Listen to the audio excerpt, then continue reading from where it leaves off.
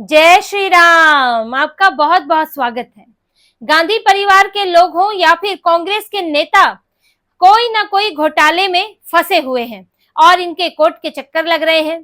किसी के खिलाफ चार्जशीट दायर हो रही है और किसी की गिरफ्तारी तक हो रही है। जहां राहुल गांधी गए थे, लखनऊ कोर्ट में सरेंडर करके आए, क्योंकि पहले 5 समन में वो गए नहीं थे। उसके बाद रॉबर्ट वाड्रा, उनके जिया जी के खिलाफ चार्जशीट दायर हो रही है लैंड घोटाले में। और अब उनके पूर्व मुख्यमंत्री कांग्रेस के भूपेश बघेल के बेटे चैतन्य बघेल, उनको ईडी ने गिरफ्तार कर लिया है, हिरासत में लिया है। मनी लॉन्ड्रिंग का मामला है, शराब घोटाले का मामला है। जैसे एक दिल्ली में शराब घोटाला हुआ था, उसी तरह से छत्तीसगढ़ में भी एक शराब घोटाला हुआ और ये हुआ है भूपेश बघेल की सरकार में। वैसे भी छत्तीसगढ़ कांग्रेस का एटीएम कहा जाता था जब तक वहां पर सरकार थी, जैसे कि आम आदमी पार्टी का एटीएम पंजाब है। इसी तरह से यहाँ छत्तीसगढ़ कांग्रेस का एटीएम कहा जाता था, जहां पर तरह तरह के घोटालों से कांग्रेस के लिए पैसा आ रहा है, ऐसा भाजपा आरोप लगाती रही है। इसी तरह से इसी में ही कई घोटाले छत्तीसगढ़ में निकल के भी आ रहे हैं। महादेव ऐप का घोटाला समन निकल के आया, जिसमें भी तार जो है भूपेश बघेल और उनके करीबियों से जुड़ते हैं। इसी तरह से शराब घोटाला है, जिसमें पूरा सिंडिकेट बनाया गया, पूरा गठजोड़ है। ये गठजोड़ है व्यापारी, नौकरशाहों और राजनेताओं का। इन तीनों ने मिलकर कार्टेल बनाया और यहाँ तक कि बिना मंजूरी की, बिना परमिशन की शराब भी बेची है सरकारी दुकानों पर, देसी शराब। ये बहुत बड़ा घोटाला है, जिसमें नियमों में बदलाव किए गए हैं ताकि विदेशी कंपनियों से कमीशन लिया जा सके या फिर उनको इस दौड़ से बाहर रखा जा सके। देखिए, पूरा मामला शुरू हुआ है साल 2018 से, जब इनकी शिकायत की गई। 2 विदेशी कंपनियों ने शिकायत की कि यहाँ छत्तीसगढ़ में शराब खरीद और बिक्री की प्रक्रिया स्पष्ट है, अपारदर्शी है, इसकी जांच होनी चाहिए। साल 2023 में इसमें ईडी की एंट्री हुई और ईडी ने मनी लॉन्ड्रिंग को लेकर जांच शुरू की। 2019 से लेकर 2022 तक में इसमें कई गड़बड़ियां बताई जा रही हैं और जो मुख्य तौर पर नाम आ रहे हैं, गड़बड़ी कैसे हुई वो भी आपको बताएंगे, लेकिन मुख्य तौर पर नाम है भूपेश बघेल के बेटे चैतन्य बघेल, पूर्व आबकारी मंत्री कवासी लखमा, जिनके पास 36 महीनों में 72 करोड़ की प्रॉपर्टी आई थी। इसके अलावा रायपुर के मेयर हैं एजाज ढेबर, उनके भाई हैं अनवर ढेबर, उनका भी नाम है। एक आईएएस अधिकारी है अनिल टुटेजा, उनका भी नाम है। एक और अधिकारी है अरुणपति त्रिपाठी, उनका भी नाम इसमें शामिल है। और 3 शराब कंपनियों का नाम शामिल है ईडी की जांच में। विदेशी कंपनियों के लिए एक लाइसेंस लागू कर दिया गया FL10A, जिससे कि उनके लिए यहाँ पर आना, इस मार्केट में आना मुश्किल हो गया। और ये जो भारत की कंपनियां थी, 3 शराब कंपनियां, इनके साथ कार्टेल बन गया। मन मर्जी से शराब के दाम भी और कौन सी शराब होगी ये भी एक कार्टेल तय कर रहा है। साथ ही इसके लिए हॉलोग्राम बनाए गए, नकली हॉलोग्राम।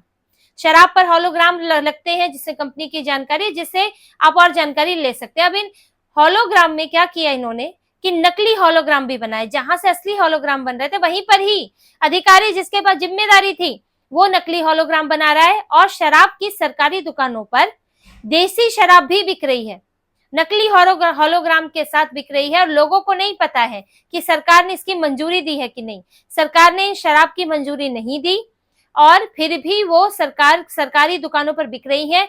ये अलग 2 काउंटर बने हैं, एक काउंटर पर वो शराब मिल रही है जिसको लाइसेंस मिला हुआ है, जिसको मंजूरी मिली हुई है, और एक काउंटर पर वो शराब मिल रही है जिसको लाइसेंस नहीं मिला हुआ है, मंजूरी नहीं मिली हुई है। अब इस काउंटर के बारे में लोग नहीं जानते हैं, लेकिन दुकान वाले जानते हैं कि कौन सा काउंटर किसका है और वहां से शराब बेची जाती है। एक तो आप अवैध शराब बेच रहे हैं जिसको मंजूरी नहीं मिली है, दूसरा इससे जो रेवेन्यू आ रहा है वो सरकार के पास नहीं जा रहा है, वो इन लोगों के पास में जा रहा है जिन लोगों ने नेक्सस बनाया है। और इसके कारण जिन शराबों को मंजूरी मिली हुई है उनकी बिक्री कम हो रही है। अब बिक्री कम हो रही है तो सरकार का भी रेवेन्यू कम हो रहा है। तो इन्होंने इस तरह से पूरा नेक्सस बना लिया था, जिसमें एक तो मोनोपोली कर दी कुछ कंपनियों की, दूसरा वहां पर नकली देसी शराब बेचने लगे नकली हॉलोग्राम के साथ, जिससे कि रेवेन्यू का भी नुकसान हुआ। और साथ में पैसा गया कहाँ है, मनी लॉन्ड्रिंग तो इसमें आती है, ये तो करप्शन है। और ये तरीका ऐसे सीबीआई इसकी जांच कर सकती है कि ये करप्शन है और करप्शन का तरीका क्या था। लेकिन बात है मनी लॉन्ड्रिंग कि इससे जो करोड़ों करोड़ पैसा आया होगा वो गया कहाँ। आखिर आप देसी शराब बेच रहे हैं, काउंटर पे शाम को पैसा इकट्ठा हो रहा है, वो जा कहाँ रहा है, वो पैसा सरकार के पास तो जा नहीं रहा है, तो किसके खाते में जा रहा है, किस किस तक कमीशन पहुंच रहा है, ये सारी जांच जो है वो ईडी ने की है और ईडी मनी लॉन्ड्रिंग देख रही है कि पैसा कहाँ गया है, हवाला कारोबार है, विदेश भेज दिया गया, किसके खाते में गया है। लेकिन इसमें जो चैतन्य बघेल है वो पूरी तरह से फंस चुके हैं। इसमें कई सबूत हैं, कई इसमें गवाह हैं और ये अधिकारियों के नाम है, इनसे पूछताछ की गई है। ईडी लंबे समय से पूछताछ कर रही है और जब ईडी के पास पुख्ता सबूत आए हैं तभी उन्हें हिरासत में लिया गया है और चैतन्य बघेल को अब पूछताछ की जाएगी। उनसे पूछा जाएगा कि इस मामले से उनका क्या संबंध है और उन तक ये तार कैसे जुड़ रहे हैं। अगर उनका संबंध नहीं है तो वो बताएं, अपने पक्ष में बातें रखें। उनको जो गवाहों के दूसरे बयान है, तथ्य हैं, जो फैक्ट आए हैं, दस्तावेज आए हैं, सब उनके सामने रखे जाएंगे तो बचना आसान नहीं होगा। और फिर देखिए, मनी लॉन्ड्रिंग में ये भी ईडी ने पाया है कि जो पैसा आया था उस पैसे को एडजस्ट करने के लिए, उस पैसे को जहां पहुंचाना है वहां पहुंचाने के लिए कुछ औरों का भी इस्तेमाल होता था। जैसे एक बिल्डर है, सहेली ज्वेलर्स है, एक होटल है, 2 राइस वेयर हाउस है, इन जगहों पर कैश पहुंचता था, फिर इनके जरिए आगे निकला करता था। तो ये सारी चीजें ईडी की जांच में सामने आई है और जब जांच में इतनी बातें इकट्ठा हो गई, इतने सबूत इकट्ठा हो गए हैं, तब चैतन्य बघेल पर हाथ डाला गया है। उन्हें भिलाई में उनके घर से गिरफ्तार किया गया है और इस मामले में ईडी अभी तक 5 चार्जशीट दायर कर चुकी है और 205 करोड़ की संपत्ति भी अटैच कर चुकी है। और ये मामला करीब 32 करोड़ का है।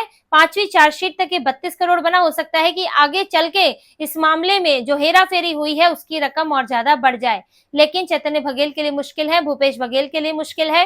कुछ और मामलों में भी फंसे हुए हैं, चाहे खनन का मामला हो, महादेव ऐप का मामला हो, और यहाँ पर अब इनके लिए इसे बचना मुश्किल हो रहा है। भले ही आप कहें कि ये राजनीतिक कार्रवाई है, मैं आज तो अडानी का मुद्दा उठाने वाला था, लेकिन आपके ऊपर गाज पहली बार नहीं गिर रही है। आपके घर पे छापेमारी लगातार होती है, पूछताछ भी होती है और आज आपके बेटे जो है वो गिरफ्तार हुए हैं और कल को भूपेश बघेल का नंबर भी आ सकता है किसी भी मामले में, क्योंकि मामले तो इनके ऊपर है।